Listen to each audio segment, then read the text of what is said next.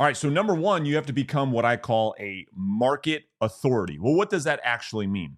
So, a market authority is an agent who can clearly decipher the housing market such that it allows them to articulate what it means to a seller so that the seller's perception is that you are a true market expert.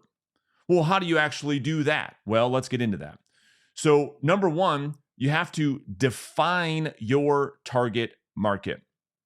So, what I mean by target market is what is it? There's many different sub markets with inside of all of our real estate markets. There's neighborhoods, there's townships, there's cities, there's all these little sub markets with inside of a larger market. We have to first define what is my target market. Where am I going to focus my attention, my energy, my effort, my resources? And I'm going to focus it on this particular area. And I am going to absolutely master the understanding of what is happening in the housing market within inside of this target market that I've identified. Now, once I've done that, the second thing that we're going to do is to then start to preview all new listings and put them through what I call a property scorecard. This is something that I have all of my coaching clients do from day one when we start working together. And I'm going to walk you guys through it right now. You see, we're talking about becoming this market authority, an agent who can clearly articulate the housing market to a seller. There's no better way to do that I have found than going through this process. So let me share my screen. And I'll show you this property scorecard. All right. So here's what it looks like, and here's what it means. All right. As you start to preview, we're talking about previewing active listings with other agents to really master the market. And what it is that you're going to do as you start to do this is you're going to use a property scorecard like the one on my screen. You can grab a screenshot of this, make your own, whatever you want to do. And you're going to, as you go through these properties, you're going to start to score these properties. All right. And so here's how the scoring system works. You're going to look at the year built, and there's a score attached to the year built. You're going to look at its condition. Is it updated? Is it average? Is it outdated? You're going to give it a score. Then you're going to score its location. Is it in a prime location, or does it back up to a road? Is it average, or is it in a bad location? And then you're going to score it on price. Is it overpriced? Do you believe it's priced at market value, or do you believe that it's below market value? All right, now how we do that is this. This is where this exercise really helps you to become the expert.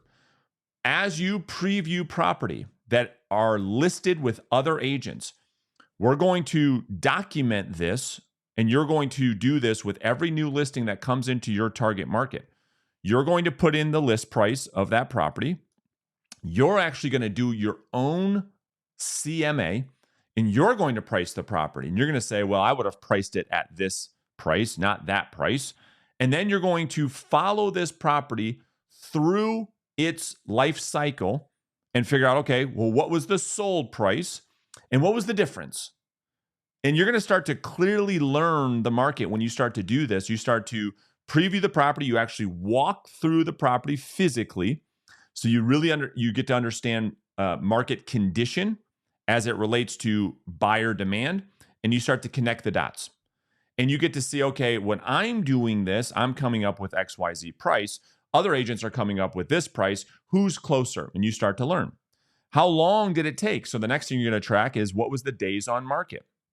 How long did it take to sell this property versus this property? And here's the secret. You start to see, wow, properties in this segment of my target market sell a lot faster than in this segment of the market. This type of property sells a lot faster than that type of property. Because the next thing we're going to look at is what we call list to sold price ratio.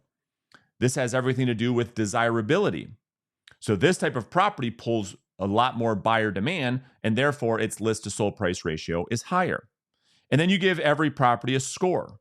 And you start to do this over time, and quickly you could see, wow, if I were to actually do what it is that Brandon's asking me to do, I would clearly become this market authority he's talking about.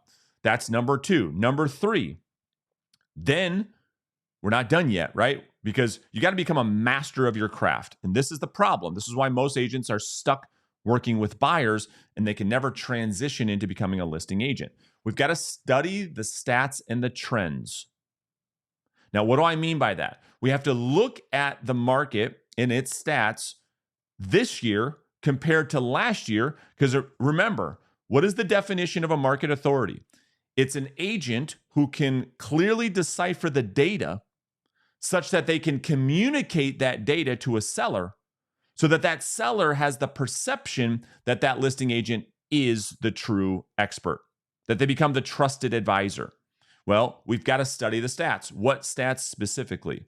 We need to look at the average days on market within inside of our target market this year compared to last. What is the trend? What is the story? Why is the days on market different this year than it is last year? We got to be able to articulate that. We need to look at the number of new listings entering the market. We have to look at active listings, right? So now we're starting to look at inventory levels. Is it higher or is it lower than last year? And why? What is the story we have to articulate to the seller so that the seller understands how to make good decisions, right? We have to look at pending data. We have to look at sold data. Really, really critical. We need to look at expired listing data. So when I see most agents studying the market, they're not studying the expired listings. And that's a big mistake. Why?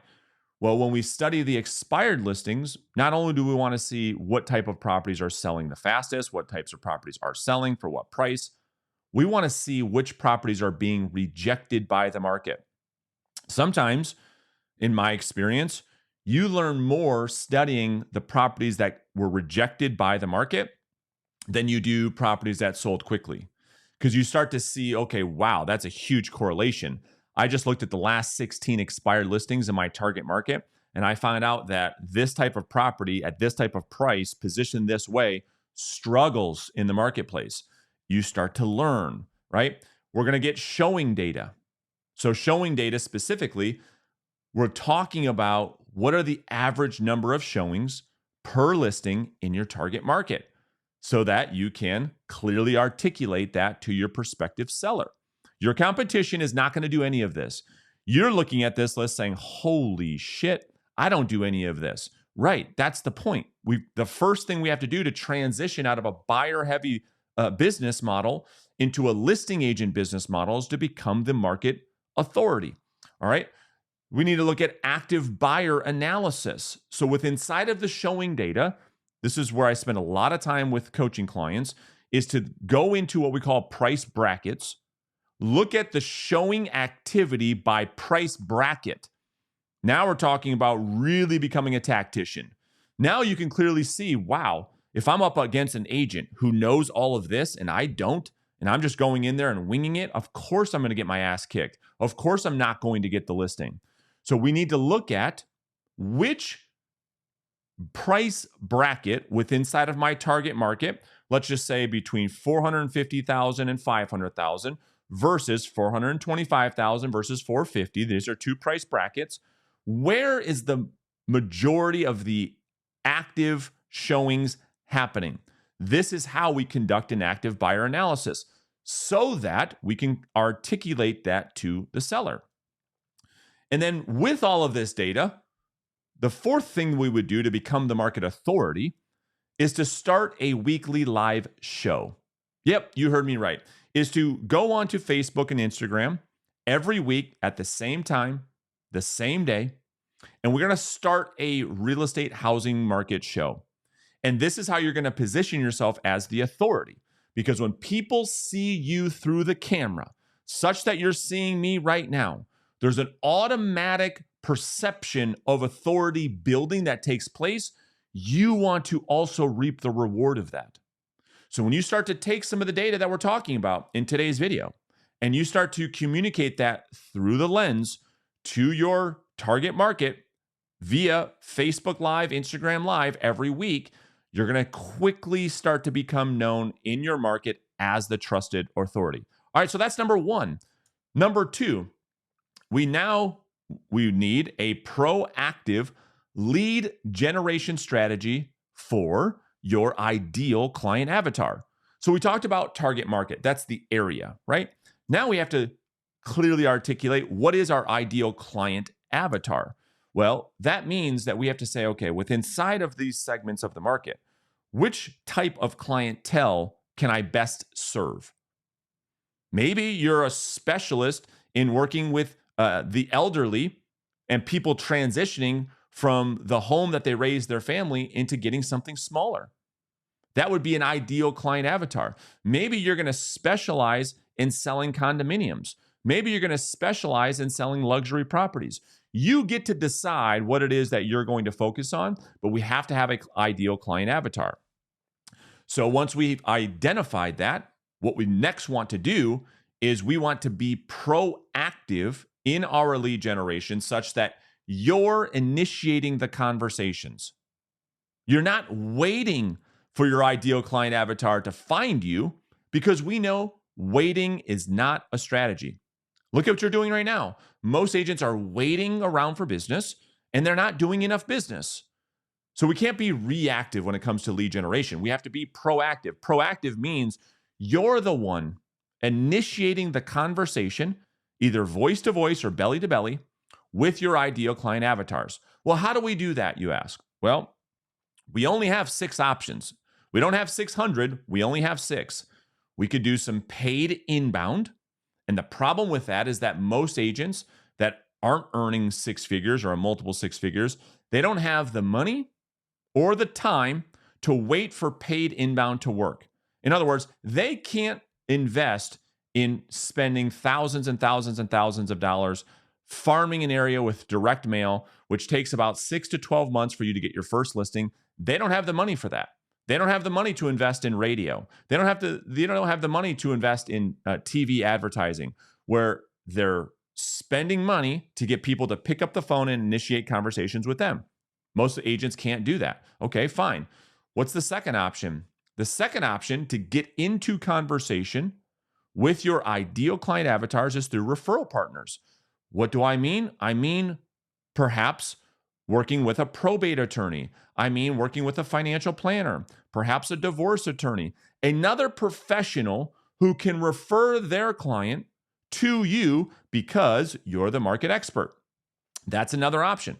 The problem with that, again, this video is for the agent who right now is working with too many buyers. They feel overworked, underpaid, undervalued, and they're only making 30, 40, 50K per year. And they want to take that income to 6 figures or more by building a listing agent business. So it would be difficult for them to position themselves at this moment with, let's just say, a divorce attorney, to have that divorce attorney refer them a listing when they're not there yet. So that'd be tough. What's the third option? Paid outbound. Well, again, like the first option, most agents don't have thousands of dollars to invest buying leads, and they don't have enough time to wait for that strategy to start paying off. So for a lot of agents, that's just not a great strategy. And so what's left? We have unpaid inbound. What does that mean? You could start making content on social media to attract your ideal client avatar, but still takes a long time. Not that any of these don't work. We do all of these. The problem is there's a time and a place.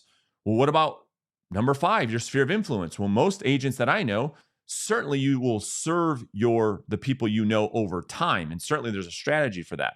But agents that are not where they want to be and they want to scale their business quickly, most agents are like, well, I don't know anybody that's selling a house. And I don't want to be the annoying agent who's reaching out and begging my friends and family for business. So what's left? So if you look at the alternative, which is what we focus on a lot with our coaching clients, is unpaid outbound.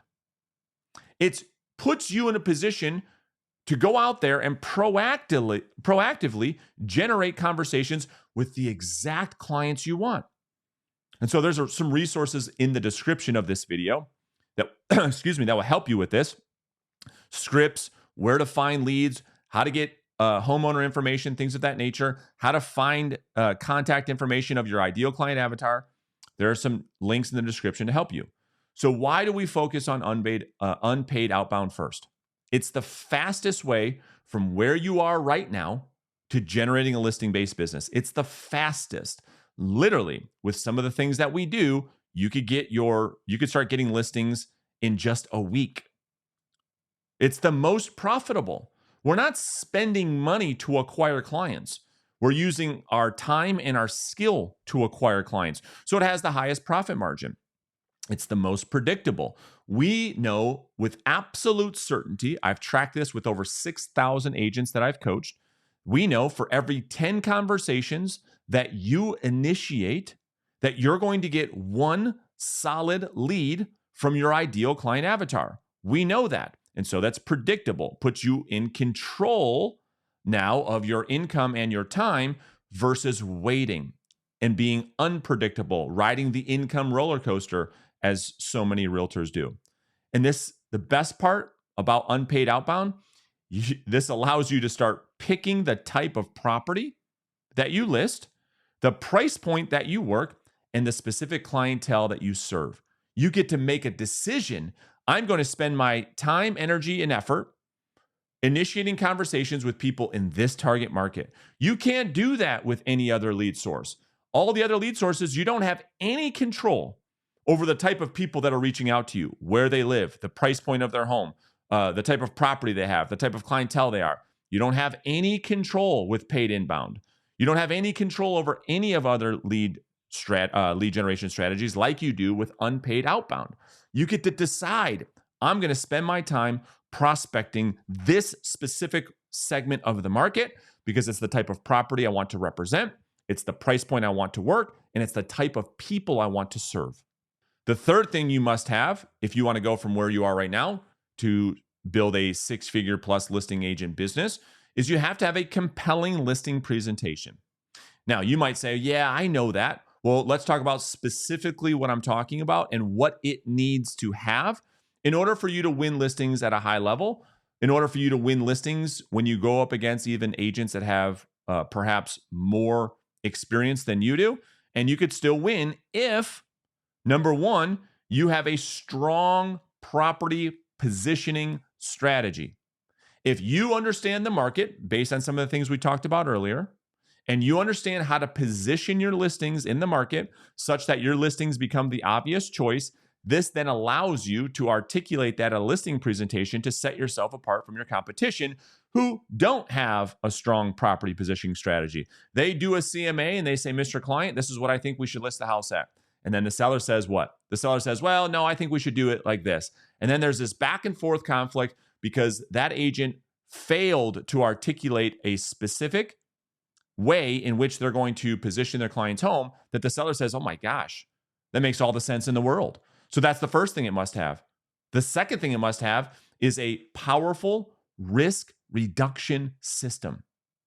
How can you communicate true value such that the seller's risk in hiring you is near zero? Where you've taken all the risk away, where the seller says, this is a no-brainer. I can't see myself working with anybody else because of the risk reduction. Because you've increased the certainty so much that you've decreased the risk so much that you've actually produced real tangible value in this conversation that the sellers feel confident and comfortable signing a contract. And then thirdly, most importantly, you communicate with absolute conviction and confidence at that listing presentation. Now, the only way to do that is how? Well, that brings us to number 4. The only way you can communicate with absolute conviction that you, in fact, are the right agent to represent your client in the marketplace is by having a strong, what I call, client fulfillment system. And so that means this. That means you have a system for how you bring your listings to market with built-in buyer demand so that you don't, like most agents, list properties and sit back and pray. Oh my gosh, I hope this thing's going to sell. No, you have a system for bringing listings to the market where you already have built-in demand and you know exactly what's going to happen. Well, you're going to be a lot more confident at the listing presentation if that was the case. The next thing is you know how to position your listings such that they sell ahead of its competition every single time. It's not a hope and wish strategy. It's a strategic strategy that you use with every listing, every time, no exception, no excuses, that makes your listing the obvious choice. You've got a client communication plan that you're confident in, that your clients are never going to wonder what's going on here. Bob, I haven't heard from you in a while. What are you doing to get my property sold? If that ever happens, we know we're failing the communication plan. We have a showing system. What happens when there's a buyer who wants to see your client's property? What do? I hope you're saying, well, I just approved the showing on my phone, Brandon. What do you mean? What do I do? I hope that's not what you're doing. Next, we have a winning negotiation strategy. Well, what does that mean? Well, we have to look at the three major negotiations: offers, inspections, and appraisals. Do you have a strategy that you can clearly articulate to the seller ahead of time, that you follow, that's been proven to get you results? Or do you just kind of wing it like most agents? You get an offer and you kind of do the best you can. You have a buyer who comes back after the home inspection, asks your seller to fix this, that, and the other thing to reduce the price by $10,000. Do you have a system for that, or do you just wing it? And what happens when your listing has an appraisal that comes in lower than the purchase price? What is your system for handling that? So we have to have a winning negotiation strategy. We have to have a strong contract to close process so that that seller isn't missing deadlines and they know exactly what's going on. We have to have a strong closing process so that your client comes to closing with confidence and they're happy. They're not dreading it, and you're not dreading it. Oh my gosh, I hope I didn't miss anything. And then you have to have a strong process for what happens after closing, to dot the I's, to cross the T's, to make sure everything's fulfilled based on the contract. Do you have a system for that, or are you just winging it? Ladies and gentlemen, these are the four things we need to transition from being primarily a buyer's agent into building a successful listing agent business.